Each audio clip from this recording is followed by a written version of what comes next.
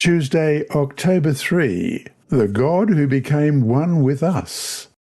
The Old Testament presents how the Creator began to implement a plan through a people who were supposed to represent His nature and purpose to the world. Everything God did was according to His missionary strategy. Through the prophet Isaiah, God said in Isaiah 46:9 and 10, "I am God, and there is no one like me, declaring the end from the beginning, saying, My purpose will be established, and I will accomplish all my good pleasure." In the New Testament, however, God's desire to be with humanity takes a new dimension.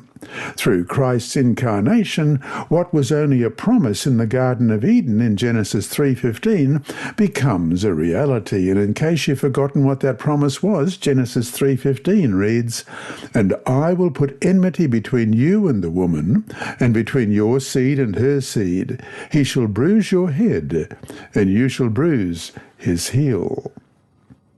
Read the narrative of the announcement of Jesus' birth in Matthew 1:18-23. What essential things does this account tell us about God?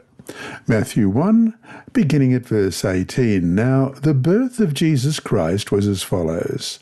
After his mother Mary was betrothed to Joseph, before they came together, she was found with child of the Holy Spirit.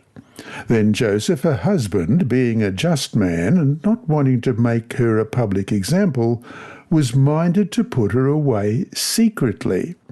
But while he thought about these things, behold, an angel of the Lord appeared to him in a dream, saying, "Joseph, son of David, do not be afraid to take to you Mary your wife, for that which is conceived in her is of the Holy Spirit. And she will bring forth a son, and you shall call his name Jesus, for he will save his people from their sins."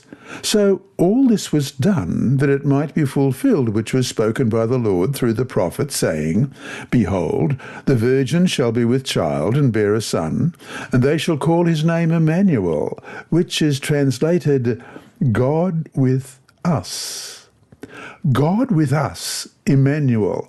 God had dwelt among his people within the sanctuary, and now he dwelt with them in the physical person of Jesus of Nazareth. Indeed, with the birth of Jesus, God presented in concrete ways his continuous desire to be with us in nature and mission. The Son of God was fully human and fully divine, and he is the one who affirmed, "I am the way, the truth, and the life. No one comes to the Father except through me," in John 14, verse 6. Read John 1:14-18.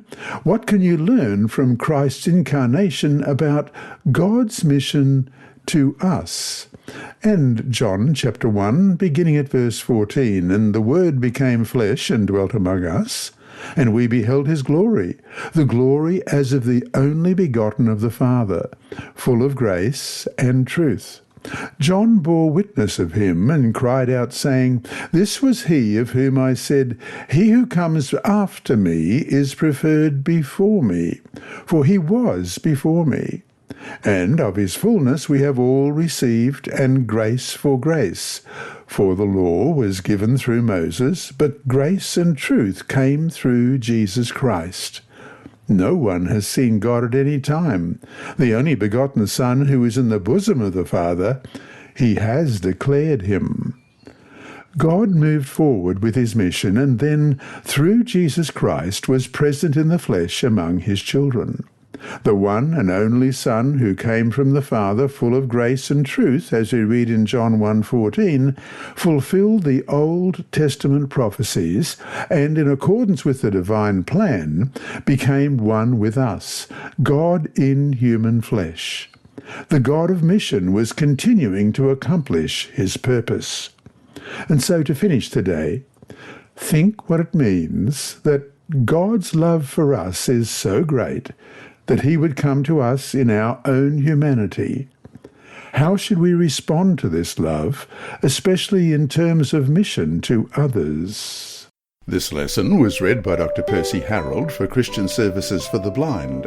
Sponsored by the Sabbath School Department and distributed through Hope Channel Australia, this podcast is also redistributed by Hope Channel Germany, Christian Record Services for the Blind. It is also available on SoundCloud and through multiple podcast distributors, including Apple iTunes. And you can listen and watch at the same time on YouTube. Remember, God is always faithful.